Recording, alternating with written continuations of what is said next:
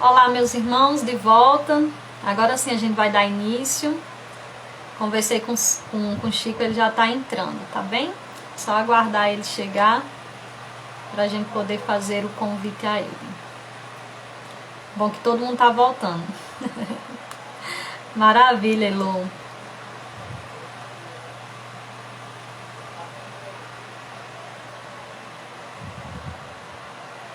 Aguardar ele entrar aí. Lúcia.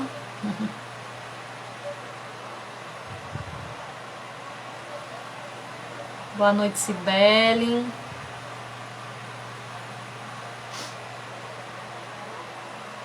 Boa noite, Bruno.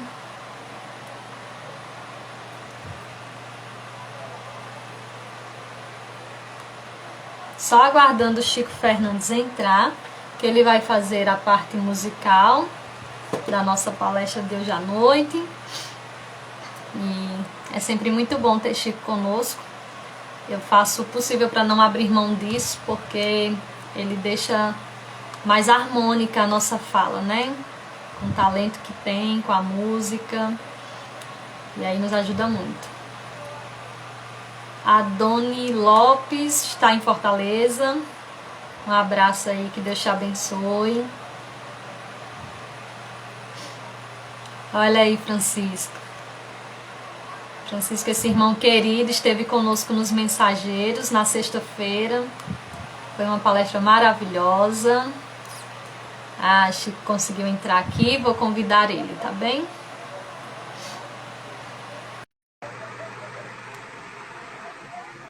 Nonato e Francisco Dantas. Aguardando o Chico entrar, aceitar o convite. Eu já fiz a ele. Boa noite. Boa noite. Deu certo. Tudo bem, meu irmão? Tudo bem. Só uma dificuldadezinha aqui de entrar, mas eu consegui entrar pelo nosso CEMEL mesmo, deu certo. Oi, você é danado. Boa noite, Jefferson, Benício. Então, a gente vai dar início, meus irmãos, à nossa palestra, né? A gente gosta de falar, e você redundante, de dizer a nossa fala, né? Nossas reflexões da noite. Primeiro, saudando agora de maneira mais formal a todas e a todos que estão entrando, que estão conosco, solicitando aí que os bons espíritos nos inspirem, nos auxiliem, que a gente possa, de fato, levar a mensagem que não é nossa, é da doutrina espírita consoladora e que tem tanto nos ajudado a nos transformar. Como todo trabalho na casa espírita, a gente vai começar com a prece, e aí eu vou já passar imediatamente para o meu amigo querido, meu parceiro aí de falas e de reflexões, Chico Fernandes, para ele fazer a nossa prece. Enquanto isso, boa noite, Vilene, Chico Cabral e o pessoal que está entrando. Com vocês. Então vamos nos sintonizar nesse momento de estudo, de reflexão, cantando a oração que o Senhor nos ensinou. Pai nosso, que estais no céu, santificado seja o vosso nome. Venha a nós o vosso reino, seja feita a vossa vontade, assim na terra como nos céus, assim na terra como nos céus. O pão nosso de cada dia dai-nos hoje, ó Senhor. Perdoai as nossas dívidas, assim como perdoamos os nossos devedores. Não deixais cair em tentação, mas livrai-nos de todo mal. Não deixei cair em tentação, mas livra-nos de todo mal.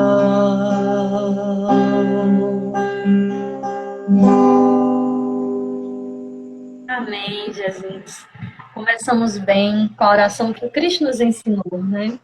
E aí as nossas preces nessa noite, a todos os irmãos necessitados, né, aqueles que compartilham a caminhada e a jornada evolutiva conosco, a todos os irmãos trabalhadores e trabalhadoras do Centro Espírita de Nascer, também do Centro Espírita dos Mensageiros da Luz aqui de Água Nova, e um pensamento especial emanado hoje para nossa irmã Thelma, querida, que partiu para a pátria espiritual, e que deixou aí nos nossos corações um legado muito importante em defesa, em propagação da causa espírita. Bem, o tema da nossa noite, como a gente disse no vídeo anterior, mas estamos iniciando, né? É os princípios básicos do espiritismo. Esse tema a gente considera muito importante para quem está iniciando o espiritismo, para conhecer um pouquinho mais do espiritismo, mas também para quem já está na doutrina espírita há alguns anos, precisa estar revendo, né? É uma doutrina que nos convoca muito a questão do estudo e das reflexões. Só lembrar vocês que esse tema também está sendo trabalhado nas sextas-feiras de reflexão que a gente transmite no Instagram dos Mensageiros. E aí, quem tiver curiosidade, lá, a cada sexta está sendo trabalhado um princípio. Hoje a gente vai fazer um resumão para poder discutir todos os princípios, tá bem? Mas quem tiver curiosidade, vai lá no Instagram dos Mensageiros, toda sexta, às 19h30, a gente está trabalhando um dos princípios. Inclusive, quem está mediando é o meu querido amigo e irmão Maciel Carlos, que está aí conosco. E aí, a quem eu mando um abraço. E aproveito para mandar um abraço, que eu estou vendo aí também, Ítalo, foi meu aluno lá em Açu, e é um amigo muito querido também. Boa noite a todos. Então, para trabalhar a nossa temática, nós vamos fazer uso, né? Estamos fazendo uso da codificação espírita, especialmente o Livro dos Espíritos e a Revista Espírita, tá certo? Só que para abordarmos os princípios do Espiritismo, nós precisamos inicialmente fazer um preâmbulo, e é só um preâmbulo mesmo, acerca de quem foi o codificador do Espiritismo, de onde partiu a ideia de codificar essa doutrina, de sistematizá-la, né? Quem tiver curiosidade, aí eu já indico uma leitura maravilhosa, que é a biografia de Allan Kardec, do Marcelo Souto-Maior, que é maravilhosa, tem todos os detalhes lá, então a gente não vai trazer aqui, porque não dá tempo, o tempo é muito curto, tá bem? Mas eu acho que é importante a gente falar um pouco, né? Embora a maioria de nós aqui sejamos espíritas ou estudantes do espiritismo, a gente sabe que no Instagram também tem pessoas que têm apenas curiosidade, né? Chegam às vezes na live sem entender muito, e é importante também a gente contextualizar um pouco. Então, o codificador do espiritismo foi o pedagogo, o educador Hippolyte Léon Denisard Rivail. Rivail, ele nasce na França ali em 3 de outubro de 1804, filho de pais católicos. Ele teve desde tenra idade um contato com a religião, mas através inclusive da sua vida de homem de ciência, ele se afasta um pouco dessa coisa da religião, né, e faz a inversão muito mais na perspectiva da religiosidade. Foi discípulo de Pestalozzi. Pestalozzi era protestante, então ele tem essa aproximação tanto com o catolicismo quanto com o protestantismo, mas, sobretudo, ele traz, inclusive, na sua vida, na sua prática de vida, muitos dos ensinamentos do Pestalozzi, como a ideia do amor na prática pedagógica, né? Quando ele retorna à França, depois de um tempo ali, estudando com Pestalozzi na Suíça, ele passa a dar aulas, né, na sua própria casa, de várias disciplinas, astronomia, física, né? Ele era um homem extremamente inteligente e tinha um arcabouço teórico metodológico de muitas das disciplinas, um domínio desses arcabouços, muitas das disciplinas, né? era um grande estudioso do magnetismo, inclusive depois, quando ele codifica o espiritismo, e até mesmo na Revista Espírita de 1869, ele vai dizer que o magnetismo é a ciência irmã do espiritismo. E aí, por volta de 1855, na França estava acontecendo aquele grande fenômeno das mesas girantes, né? Na sociedade parisiense, sobretudo, esse fenômeno era quase que aquele momento que, sobretudo a elite, né, e as pessoas de posse, se organizavam para assistir, muito mais por curiosidade, óbvio, né, pelo espetáculo que eram aquelas mesas girar, levantarem, né, enfim. Aí Allan Kardec começa, então, a ouvir falar desse fenômeno e é convidado pelo seu amigo Fortier para verificar, para presenciar. Fortier, inclusive, convida ele, porque sabe que Allan Kardec era muito curioso, criterioso, cético, e queria, inclusive, saber a opinião do amigo sobre esse fenômeno que tanto estava provocando, né, comoção ali na sociedade parisiense. Allan Kardec vai, acha bastante estranho o fenômeno, faz várias interrogações, não aceita assim de cara, né, como é que uma mesa pode se movimentar, pode girar, enfim. Tempos depois ele é convidado novamente para assistir uma outra sessão dessas mesas girantes, agora lá na casa da Madame Plenay Mason. Eu pronuncio assim, não sei se a pronúncia é essa que é francesa, né? E quando ele vai nessa sessão específica, ele percebe que as mesas não só giravam, não só salteavam, elas também respondiam perguntas. Então ele deduz, se o efeito, que eram as mesas, né, estarem respondendo através de batidas as perguntas que eram feitas, se o efeito era inteligente, a causa tinha que ser inteligente. E é aí que inicia, então, o mergulho do codificador, desse grande homem, mergulha, de fato, nessa vida, nesse mundo invisível. É este o momento que Allan Kardec inicia uma investigação científica, portanto, com o uso de um método científico, uma investigação cuidadosa e bastante criteriosa. Aí, depois de fazer essa investigação, essa imersão, ele vai publicar, então, em 18 de abril de 1857, o Livro dos Espíritos. Isso marca, né, para a gente o início do espiritismo sistematizado no mundo. E ali, o Livro dos Espíritos, com cerca de 501 perguntas. Lá em 1860, depois de alguns anos de estudo, de imersão, e de ouvir, né, e catalogar e escrever as respostas dos espíritos, uma segunda edição, o Livro dos Espíritos, então, é ampliado ali, e de 501 perguntas nós temos hoje 1.019 questões, né, levantadas, que falam de uma ordem diversa sobre a nossa existência, né, sobretudo esse mergulho no mundo invisível, que é a ideia do mundo espiritual, né.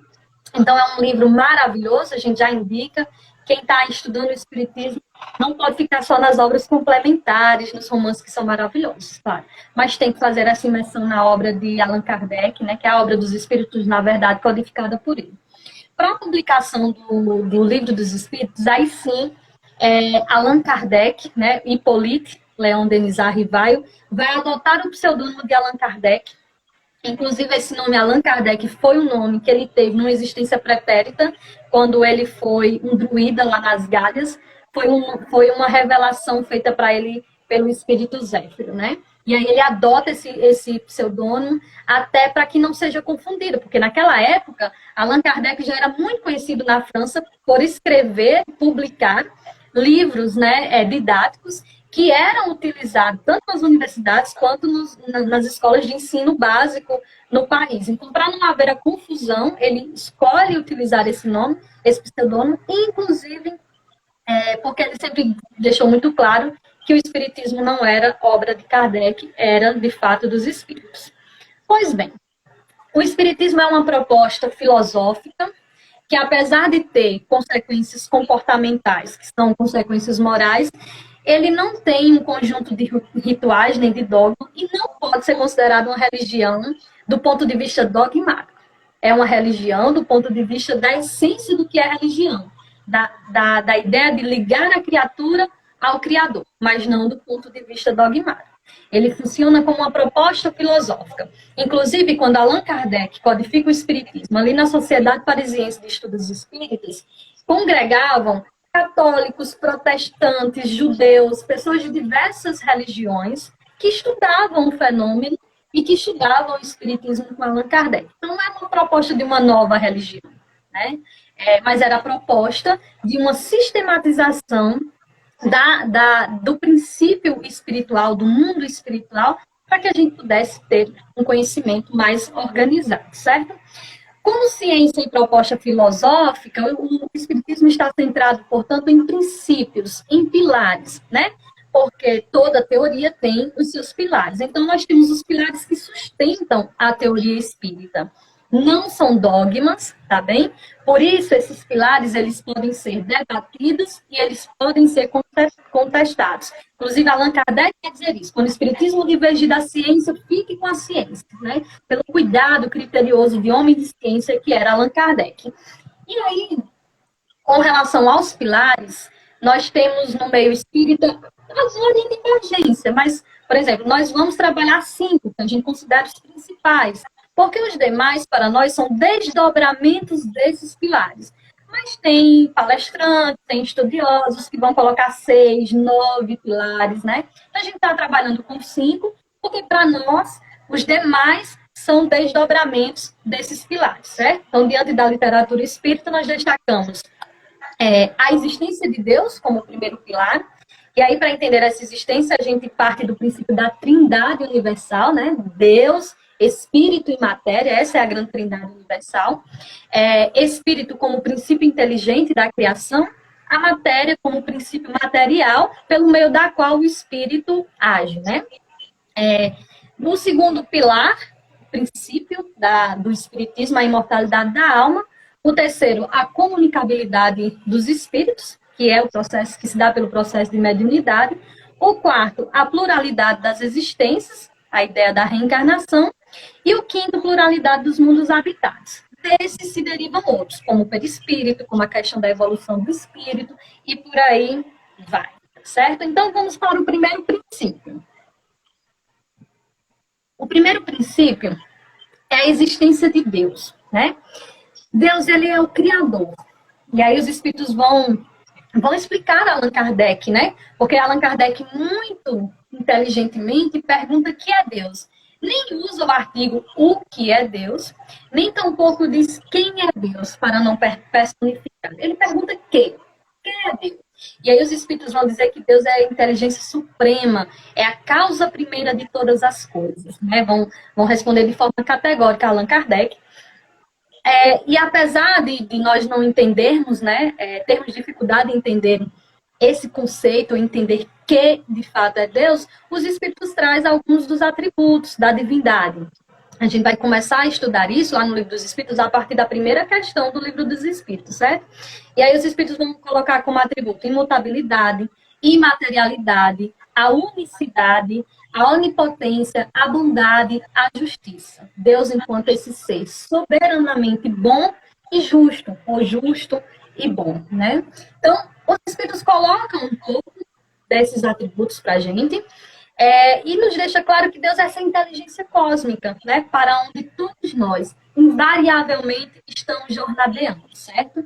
Todos nós viemos dessa inteligência cósmica, fomos criados por essa inteligência cósmica, numa perspectiva enquanto espírito ou princípio espiritual, né? E aí a gente foi galgando pelos reinos até o reino nominal, e fomos criados simples e ignorantes. Então, dessa inteligência cósmica que nos cria nessa perspectiva, nós vamos evoluir, estamos todos nós jornadeando para Deus. Nós ainda não temos condições de compreender Deus, né? Os espíritos nos deram alguns indícios, mas eles não nos falaram tudo, é verdade. Inclusive, Kardec vai perguntar isso lá na questão 10 do Livro dos Espíritos, quando ele diz, é dado ao homem penetrar a natureza íntima de Deus? E os espíritos já respondem de maneira categórica que não é possível, porque falta-nos sentido. E qual é o sentido que nos falta para que a gente, de fato, mergulhe, penetre a natureza íntima de Deus? É o sentido moral e espiritual. Nós não temos evolução moral e espiritual para adentrarmos na natureza íntima de Deus. Diferente, por exemplo, de Jesus. Na Bíblia, nós temos algumas passagens de Jesus, quando ele diz assim, eu e o Pai somos um só. E aí as pessoas confundem, é porque Deus é Jesus, né? Deus é Jesus materializado. E não é isso, né? Quando ele diz eu e o Pai somos um só, ele está falando de harmonia. Então nós temos total ciência de que Jesus penetrou por um processo evolutivo essa natureza íntima de Deus. Jesus conhece Deus de forma mais íntima. Nós ainda não temos a condição de conhecer, mas nós estamos jornadeando para Deus, e à medida que formos evoluindo, que formos progredindo, nós vamos acessando essa natureza íntima da inteligência cósmica que nos criou, que criou a todos nós, né? Para nós, então, esse é o sentido moral da evolução, certo? E aí, para que a gente vá se harmonizando e entendendo um pouco mais desse Deus e refletindo, vamos ouvir Onde Está Deus? Chico, pode cantar para a gente? Boa, Michele, boa noite. Minha flor.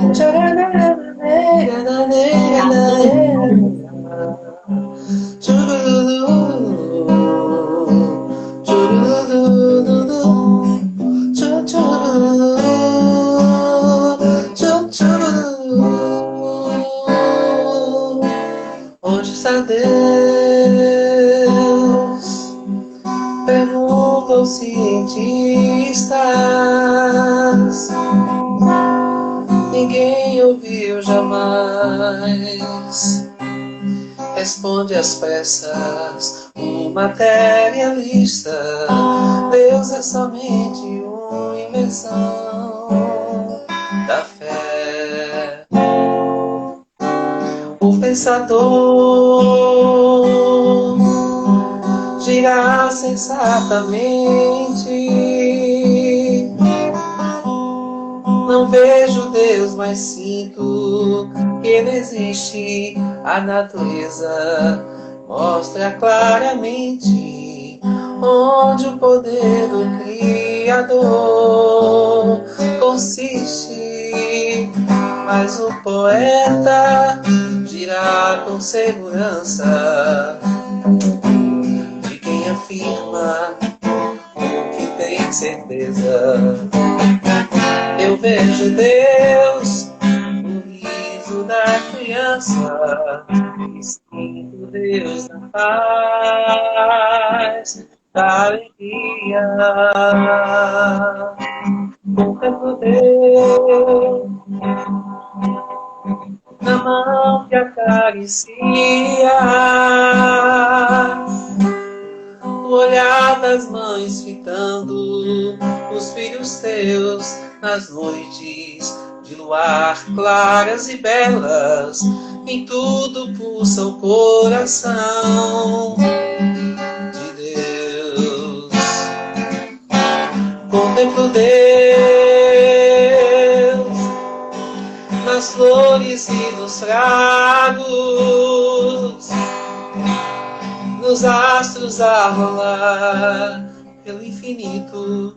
Escuto Deus na voz dos namorados e sinto Deus na lágrima do aflito. Escuto Deus na frase que perdoa. Contemplo Deus na mão que acaricia.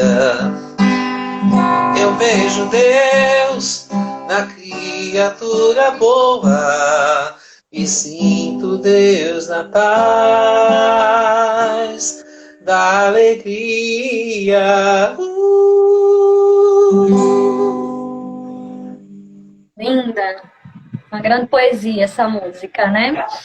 É assim que Deus se manifesta para nós também. E não tem como a construção do Espiritismo não teria como ocorrer sem a ideia primária, principal da crença em Deus, né? O segundo princípio da doutrina espírita é a imortalidade da alma, certo? Essa crença, na verdade, ela não é só um pilar do Espiritismo, ela é um pilar de todas as doutrinas espiritualistas, né? Por quê? qualquer doutrina que seja espiritualista, a religião que seja espiritualista, ela precede da ideia de que nós não somos só matéria, né? E de que há algo que sobrevive a essa matéria, que é esse princípio espiritual, que para nós é o espírito, certo? Então não é algo da doutrina, mas é algo que é sistematizado de uma forma muito coerente, muito interessante, por Allan Kardec, à luz do que os espíritos lhe respondem, né? O fenômeno da morte física, portanto, é vivenciado pelo espírito e ele sobrevive a esse fenômeno. A vida, ela não termina, ela não começa no berço e termina no túmulo, né? No túmulo, talvez a gente finalize, talvez não, a gente finaliza uma existência corpórea, mas a vida, ela procede para além do túmulo, né? Além do túmulo, o espírito ainda canta vida e Parnaso, né? Como espíritos, meus irmãos, nós já existimos antes, mesmo de nascermos aqui, e continuaremos a existir mesmo depois de partir, né? Os laços que aqui nós construímos, eles não se rompem de maneira alguma com a morte do nosso corpo físico. E isso, para nós, é um princípio muito importante, porque ele também tem um quê de ser consolador. Veja, é muito doído, né? Você imaginar que tudo acaba aqui, que os laços de amor que nós construímos, que as pessoas com quem caminhamos e jornadeamos, né, aqui nessa existência, de repente se rompe tudo isso, se acaba tudo isso, e a gente se finaliza em nada. Então, isso para mim, inclusive, aí é uma ideia talvez até pessoal, atente contra a inteligência de Deus. Porque eu não consigo perceber, entender um Criador que destrói as suas criaturas, né? Mas Deus nos permite a transformação. Então, acreditar na imortalidade da alma é perceber essa inteligência do Criador, que não destrói a sua obra, mas que lhe possibilita o progresso, que lhe possibilita avançar. Isso é muito consolador, porque você imagina uma mãezinha que perde, eu vou colocar entre aspas, um filho amado. Como essa dor, que eu não sei mensurar nessa existência, posso ter vivenciado ela em existências pretéritas, mas não nessa, como essa dor ela é dilacerante. E aí você tem uma doutrina que sistematiza e que explica de maneira muito racional, que eu acho que é uma das coisas mais belas do espiritismo, essa capacidade de racionalidade do pensamento espírita, que vai te explicar que não. Seu filhinho, que você porventura acha que perdeu, continua a existir, ainda mais vivo. E que ele não só existe, vocês se reencontrarão. E talvez não precise nem você desencarnar para esse reencontro, porque tem a possibilidade da comunicação via sono, né? Tem a possibilidade da comunicação através da via mediúnica, né? A partir de outros irmãos, que a gente vai falar mais na frente. Então, isso é muito consolador, é uma das grandes bênçãos do Espiritismo. Não é só dizer que acreditamos na imortalidade da alma, é explicar por que nós acreditamos fielmente de que continuamos a existir após o túmulo, né?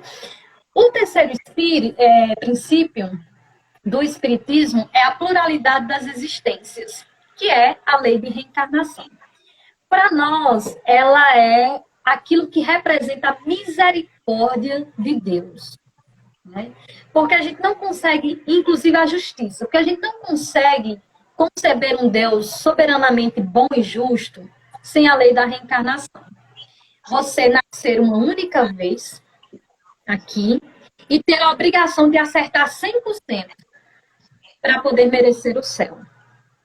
Ou então, a depender do pecado, entre aspas, nós não utilizamos essa palavra, mas entre aspas, a depender do pecado, você vai, depois dessa existência direta, para um inferno eterno. E nós não conseguimos conceber essa ideia quando a gente pensa na justiça divina. Né? Então, a lei de reencarnação para nós é uma lei de justiça e, inclusive, ela é a misericórdia de Deus para com cada um de nós. A crença na reencarnação, ela também não é exclusiva do Espiritismo, certo? Ela é aceita por religiões que são milenares, ok? Então, é uma crença, por exemplo, o hinduísmo acredita na reencarnação, o budismo, ela não é da alçada exclusiva do Espiritismo, mas é uma crença do Espiritismo, que também foi sistematizada, organizada por Allan Kardec, e ele explica, né, a partir do que os Espíritos nos colocam, como que se dá esse processo. Lá na questão 167 do Livro dos Espíritos, Allan Kardec vai perguntar qual que é o objetivo da reencarnação. E os Espíritos vão dizer que nós reencarnamos aqui para expiação. A reencarnação também é objetivo aprimoramento da humanidade, né? O progresso dessa humanidade, sem o qual não é possível encontrar a justiça divina. Todos nós, portanto, progredimos, invariavelmente, e essa progressão é do átomo ao arcanjo. Tem até uma música no meio espírita que nós amamos, né? Um dia todos nós seremos anjos do grupo Acorde. Que é isso. Por mais que nós hoje estejamos numa condição de pessoas ainda muito difíceis, de pessoas ainda envolvidas em questões conflituosas da matéria, pessoas preconceituosas, pessoas rudes e ignorantes, nós, pela lei de amor de Deus para com cada uma das suas criaturas, estamos em processo de evolução e vamos nos tornar, que a gente queira ou não, porque os Espíritos vão dizer que nós não temos condição de deter a marcha do progresso, nós até retardamos, mas não detemos. Queiramos ou não, nós vamos evoluir ao ponto de um dia penetrarmos a essência do Criador, né? Estamos nessa jornada para Ele. E reencarnamos, meus irmãos, tantas vezes, quantas vezes forem necessárias para esse burilamento do nosso espírito. Então, a depender de como a gente organiza a nossa vida, a depender de como nós vivamos aqui nesta existência, ela vai nos dizer a necessidade da próxima reencarnação. Eu tenho plena certeza, não sei vocês, de que eu vou precisar retornar aqui. Porque eu não tenho condições de aprender tudo ainda nessa, e nem nas pretéritas que eu já tive, não foi possível. Vou precisar voltar para burilar, para diminuir outras vicissitudes que eu imagino que ainda não vou conseguir nessa. Mas nós precisamos nos comprometer conosco, espírito, que vamos aproveitar o máximo dessa reencarnação para progredirmos. Que não vamos jogar fora a oportunidade bendita e misericordiosa de Deus de mergulharmos na carne para aprendermos, para progredirmos, mas, sobretudo, meus irmãos, para aprendermos a lei de amor, que é a lei universal, que é a lei que conclama a fraternidade entre todos os povos. Então, como nós fomos criados todos, né, simples e ignorantes, nós todos fomos dotados do livre-arbítrio. E é o uso que a gente faz desse livre-arbítrio que vai ditar nosso destino. Então, não é porque Deus faz de nós marionete, porque Ele castiga nós, mas é o uso que nós fazemos. E a consciência que está em nós nos cobra, né? E aí a gente vai ser obrigado a reparar os débitos e a querer progredir, porque a consciência vai falar um pouco mais alto. Na lei de reencarnação, nós temos um outro elemento que é muito importante, que as pessoas às vezes utilizam ele para criticar quem acredita na reencarnação, que é o esquecimento do passado. Aí as pessoas se perguntam, mas por que eu não lembro do passado? Né? Veja, o esquecimento do passado é misericórdia de Deus para com cada uma das suas criaturas. Já pensou nós nos lembrarmos da nossa existência pretérita? Os nossos núcleos familiares, eles não são constituídos só de afetos, mas também de desafetos. Já pensou eu de repente me lembrar que na vida pretérita eu tirei a vida do meu pai ou do meu cônjuge? Eu fui um inimigo, um rival de alguém que está ali no meu seio familiar com quem eu estou construindo laços profundos e profícuos de amor. Já pensou se eu lembro disso? Como seria difícil dar conta disso nessa existência? E talvez voltasse, talvez não, com certeza, todos os sentimentos ruins que marcaram aquela existência pretérita. Então, até nisso, a sabedoria de Deus é enorme. E aí, nós não temos condições de lembrar da vida pretérita. Há casos muito raros e específicos de que em sessões de regressões a pessoa tem o merecimento de lembrar de alguma coisa da existência pretérita, porque aquilo vai ajudá-lo no processo evolutivo dela, né? Mas só por curiosidade não é suficiente para tanto. Queridos, só lembrar vocês para irem me dizendo aí, se de repente falhar alguma coisa, porque começou a chover, eu já estou com medo da internet cair, tá bem? Então, vamos me lembrando. Então, pelos mecanismos da reencarnação, nós verificamos que Deus não premia ninguém e não castiga ninguém. Pela misericórdia divina, nós somos os articuladores, nós mesmos, do nosso próprio destino, por vezes necessitando de sofrimento, que nos instigam à melhoria e ao crescimento, pela lei de ação e reação. Aquilo que eu lanço, aquilo que eu emano para o universo, aquilo que eu faço com as pessoas que me cercam, retornam para mim, de alguma maneira. É lei inclusive da física, a lei de ação e reação. Então, não tem como eu querer colher flores plantando urtiga. Se eu planto urtiga, o que eu vou colher é urtiga. Para colher as flores, eu preciso semear flores. Essa é uma premissa, né? E a partir daí a gente entende que a lei de reencarnação é, de fato, misericórdia de Deus, inclusive porque não dá para a gente, numa única existência, dar conta de tudo. E Deus é tão misericordioso que nossos débitos não são cobrados de uma vez, não, porque nós não aguentaríamos. É por parcela, como nos lembra Chico Xavier, é por parcela, né? Porque a misericórdia do Pai é imensa para com cada um de nós.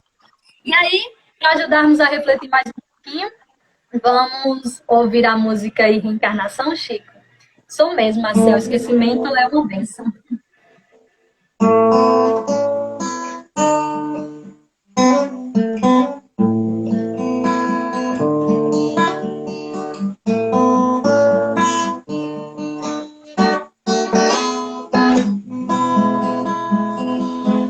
Deus, porque muitos não podem ver o sol,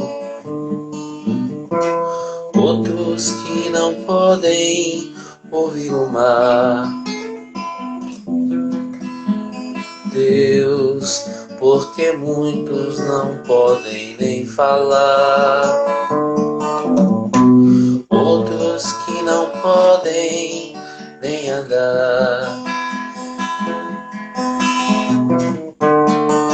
É a lei da reencarnação, justiça de Deus, que tudo explica pra gente compreender.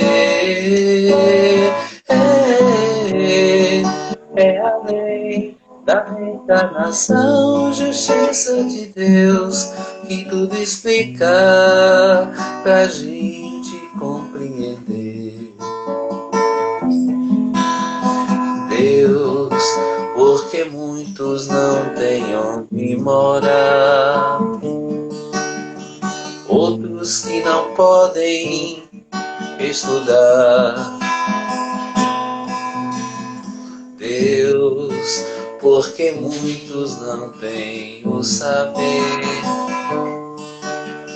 outros que não sabem o que dizer. É a lei da reencarnação, justiça de Deus, que tudo explica pra gente compreender. É a lei da reencarnação, justiça de Deus, que tudo explica pra gente compreender.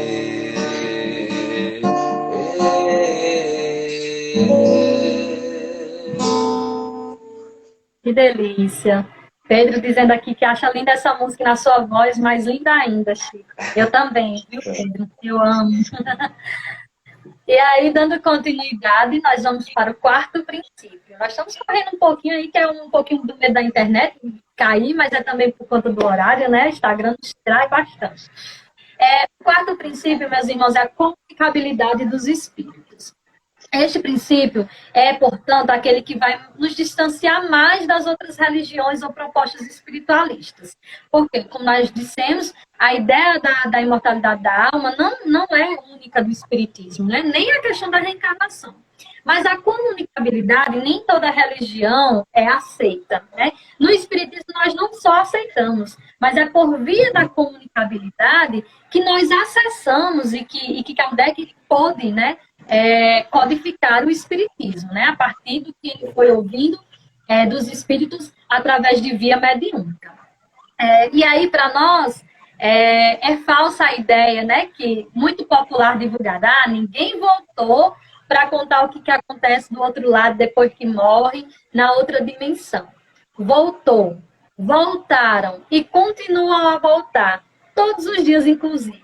Seja nas reuniões mediúnicas, seja mesmo, às vezes tem pessoas que têm mediunidade ostensiva, né, nem estuda sobre, mas tem acesso aos espíritos que já desencarnaram e que vem nos contar um pouco, sim, do que acontece no mundo espiritual. Inclusive, é através disso que Kardec vai nos trazer uma série de elementos, de reflexões sobre o que é o mundo espiritual, como é que se dá o mundo espiritual, né?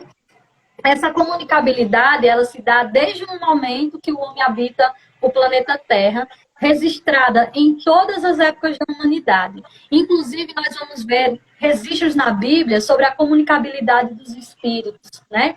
Tanto no Velho Testamento. Ora, quantas passagens na Bíblia não trata dos profetas que se comunicavam ou com Deus, né? Bem entre aspas, ou com divindades, com anjos do Senhor, que se comunicavam com os profetas, né? No Novo Testamento, a gente já viu várias passagens também que provam essa comunicabilidade. Uma que é muito comentada é o fenômeno da transfiguração lá no Monte Tabor, né? Quando Jesus, inclusive, recebe ali o espírito de Moisés e de Elias, aquele fenômeno ele é tão forte, tão impactante, tão real, que Pedro pergunta a Jesus, Senhor, devo construir uma tenda para Elias e outra para Moisés? Porque eles não só se comunicaram com Cristo, como eles se materializaram naquele mesmo momento ao lado de Jesus Cristo, a ponto de impactar Pedro, e Pedro se preocupar como é que eles iam passar a noite, né? Veja que interessante. Então, nós vamos ver esses registros em vários momentos na Bíblia, na história da humanidade, certo? Kardec sistematiza como se desenvolve essa comunicabilidade a partir do intercâmbio com o mundo espiritual. E aí ele vai cunhar, além do livro dos Espíritos, o segundo, que é uma continuidade, o livro dos Médiuns e dos Evocadores, né? Então, quem tiver curiosidade para entender sobre mediunidade, como é o processo mediúnico, os tipos diversos, gente, nós temos infinidade de possibilidades de mediunidade, né? Vários tipos de médium. Os médios que psicografam, os psicofônicos, médios de efeito físico. Leiam, se tiverem curiosidade, leiam o livro dos médios. Inclusive, está sendo um livro que eu estou relendo, né? Eu sempre escolho um livro que é a leitura de cabeceira. E aí eu agora estou no livro dos médios, relendo esse livro que é maravilhoso, riquíssimo. E deixa muito, muito tranquilo o fenômeno da mediunidade, desmistifica esse fenômeno para nós, para que a gente possa entendê-lo, né? E a prática da mediunidade, meus irmãos, muito bem amparada, muito bem construída e organizada, sobretudo na casa espírita, né? Onde a gente tem um amparo da espiritualidade maior. É uma prática que não só fortalece a nossa fé, na ideia de que a gente continua a existir, como consola. Quantas cartas as mãezinhas, né, os familiares não recebem dos seus entes queridos, e essas cartas fazem eles voltarem a viver. Porque muitos entes queridos, muitos familiares, têm suas vidas dilaceradas quando alguém parte, às vezes de maneira, para nós, prematura, brusca, por acidente, por assassinato, por suicídio. E quando recebe uma comunicação dessa, é de aquecer o coração. A mediunidade é também um elemento consolador, né? E muito bem sistematizado, explicado no meio espírita, na literatura espírita, sobretudo na literatura básica. No Brasil, nós tivemos aí uma ajuda enorme nesse campo, com a psicografia do nosso amado Chico Xavier. Então, depois, aí eu digo que é depois que vocês lerem a codificação, sobretudo o livro dos médios, aí vocês fazem a imersão na literatura complementar, sobretudo a de Chico Xavier, que tem obras lindíssimas, e que vai nos dizer um pouco como que é o plano espiritual, e confortar os nossos corações com relação a isso, certo?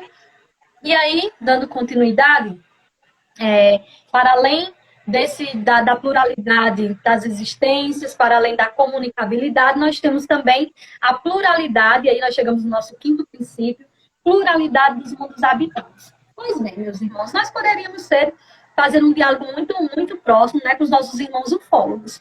Porque nós acreditamos, sim, na existência de vida em outros planetas, em outros globos, certo? Nem todas as encarnações, elas se verificam só na Terra, né? Existem mundos superiores e mundos inferiores ao nosso, onde servem também de moradas para espíritos reencarnarem, certo? Quando evoluirmos, nós poderemos renascer num planeta de ordem elevada, por exemplo, ou se estacionarmos, e a depender dos débitos cometidos, há a possibilidade da gente regredir, não no sentido do progresso, mas no sentido da reencarnação, e habitarmos um mundo mais inferior do que é o planeta Terra. Por isso, cuidado com a nossa encarnação, com a nossa existência nesse momento também. Jesus disse que na casa do meu pai há muitas moradas. Ora, o pai que Jesus se refere é Deus, Criador do universo. A morada, portanto, as muitas moradas é o universo, né? Se sistematiza no universo. O universo, meus irmãos, é infinito. Então, é meio que atentar contra a inteligência de Deus pensar que só existe vida na Terra. E aí Deus estaria brincando de criar planetas só para enfeitar essa morada cósmica, né? Os espíritos, eles vão esclarecer a Kardec lá na questão 55, na resposta que eles dão à questão 55, que os demais globos que circundam o espaço são habitados sim, mas a constituição física desses globos é diferente de um para o outro, né? A vida neles é compatível com a matéria desse globo. O Pedro está dizendo que esse é um dos princípios mais complexos e curiosos. Eu concordo, Pedro. E por isso que nós ainda não conseguimos acessar a essas vidas. Porque os aparelhos que nós temos aqui, inclusive os nossos aparelhos de percepção física, a nossa visão é muito limitada. Não dá conta ainda de atingir tudo isso, mas nós acreditamos sim na pluralidade dos mundos habitados. Nós acreditamos que as existências, elas são solidárias, os mundos também são solidários, né? Na literatura espírita, por exemplo, nós temos comprovações e evidências de que há vida em outros planetas. Um exemplo, meus irmãos, para quem tiver curiosidade e disser, não quero a bibliografia complementar, eu quero saber se Kardec, lá na bibliografia básica, fala sobre isso. Sim, ele fala sobre a pluralidade das existências no Livro dos Espíritos, mas ele também trata disso na Revista Espírita. Inclusive, ele recebe o espírito de Mozart, né? Foi essa grande personagem, né? Austríaco aí, e Mozart vai falar para ele de como é a existência dele lá em Júpiter. Ele habita o planeta Júpiter, né? E aí ele destaca, inclusive, que a música lá em Júpiter é diferente da música aqui no planeta Terra. É uma comunicação belíssima. Eu, inclusive, escolhi só um trechozinho quando ele fala sobre a música em Júpiter. E é a prova ali, nesse momento de codificação do Espiritismo, de que sim, as outras moradas são habitadas, mas a forma física, material dessas outras moradas difere da forma física material do planeta Terra, e nossos elementos de percepção, como a visão, por exemplo, ainda não dão conta de alcançar, né, essas diferenças. E aí Mozart fala sobre a música, viu, Chico? Acho que você, inclusive, deve gostar muito dessa passagem, né? Quando ele diz, nenhuma música poderá vos dar uma ideia da música que temos aqui em Júpiter. Ah, música divina. Ó felicidade! Faz por merecer o gozo de semelhantes harmonias, luta, coragem. Não possuímos instrumentos aqui em Júpiter.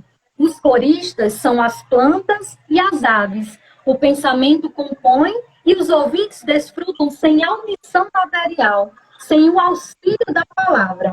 E isso a uma distância imensurável. Nos mundos superiores, meus irmãos, isso ainda é mais sublime. Então, Mozart contextualizando como que é um pouco da música em Júpiter, né? E aí nos mostrando ali na codificação, a partir da Revista Espírita, de que sim, há muitas moradas e que essas moradas são sim habitadas por formas diferentes, né? Mas são habitadas também e servem de espaços de escolas para que a gente possa reencarnar. Para contextualizarmos, nosso tempo está assim, 50 minutinhos já. Vamos ouvir Moradas do Grupo Acorda?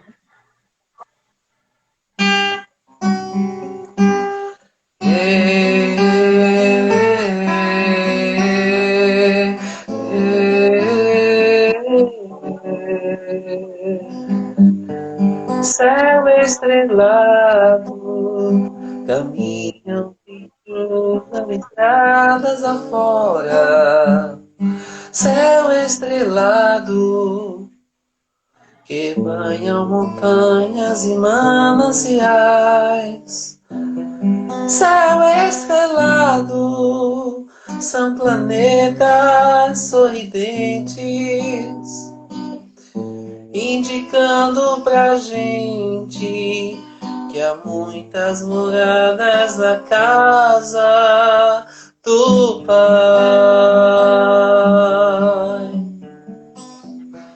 O céu acende estrelas, ternura divina, e a lua de prata clareando as matas. Se abre beleza desse amor cintilante. É certo que um dia habitaremos essas moradas.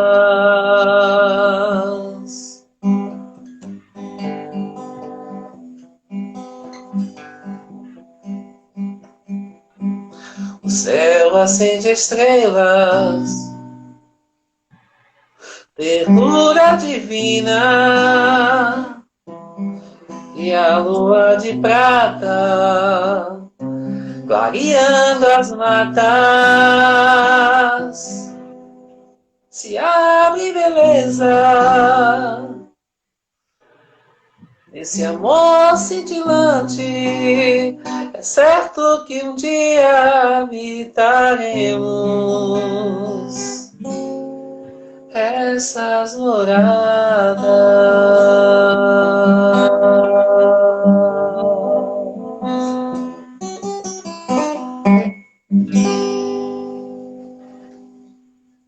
Ah, que lindo! Eu amo essa música, né?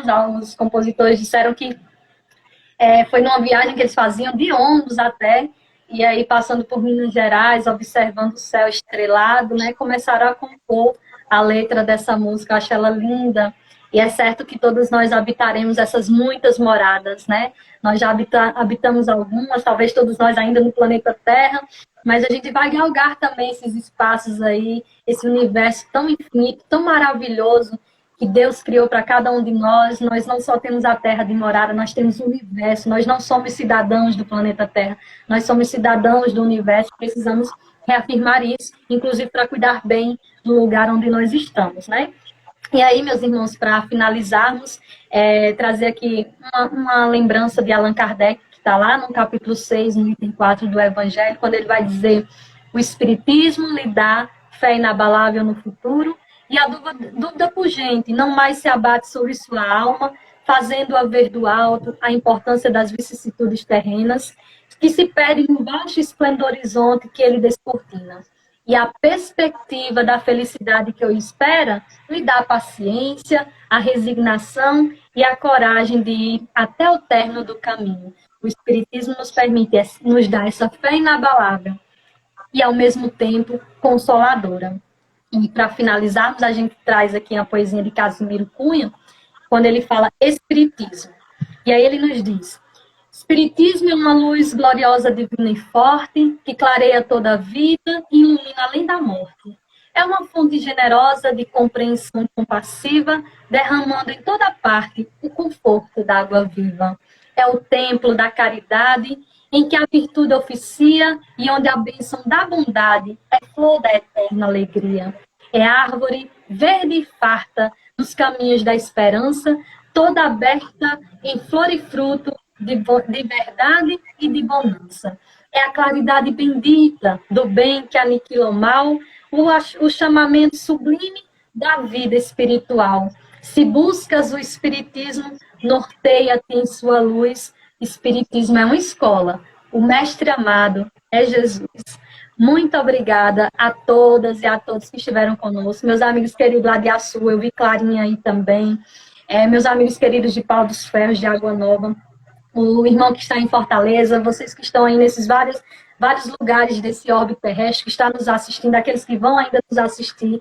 Que Deus abençoe grandemente a vida de vocês e que essa fé espírita que me move, que transforma a minha vida, que me ajuda a ficar de pé todos os dias e agradecer a Deus nesse turbilhão de coisas que a gente está vivendo, essa chama do espiritismo que alegra o meu viver, seja também a chama a alegrar a vida de cada um de vocês. Que Deus abençoe vocês, os familiares de vocês, se cuidem, fiquem em casa quem puder ainda, e se Deus quiser, nós teremos dias melhores para partilhar aqui. Vou passar agora para Chico, para a nossa prece final. Chico, eu já indicaria que você cantasse Súplica a Jesus, sabe? Porque o povo está amando lhe ouvir, então acho que já serviria como uma prece final, tá bom? Um abraço a todas e a todos. Fiquem todos com Deus. Você pode repetir? Ah, tá. No caso, Súplica eu a Jesus? final, né? Estou dizendo a você que você pode usar ela como prece final. Então vamos lá. Porque o pessoal está gostando de lhe ouvir. Eles são caridosos, maravilhosos. Então vamos lá.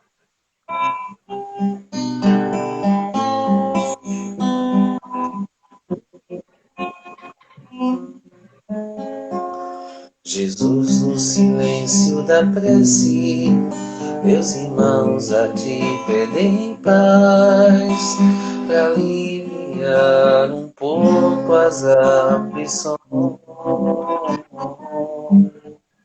Senhor, enxugai nosso pranto, precisamos do teu amor e sentir tua presença envolver nossos corações. Por isso, vem Jesus. Jesus, no silêncio da prece, teu irmão da te pedem paz, para aliviar um pouco as aflições. Senhor, enxugar nosso pranto, precisamos do teu amor, e sentir tua presença envolver nossos corações. Por isso, vem Jesus. De ir ao teu encontro, queremos te seguir e afastar o mal da terra e acabar de vez com a guerra. E caminharmos juntos rumo à luz. De ir ao teu encontro, queremos te seguir e afastar o mal da terra e acabar de vez com a guerra. E caminharmos juntos rumo à luz.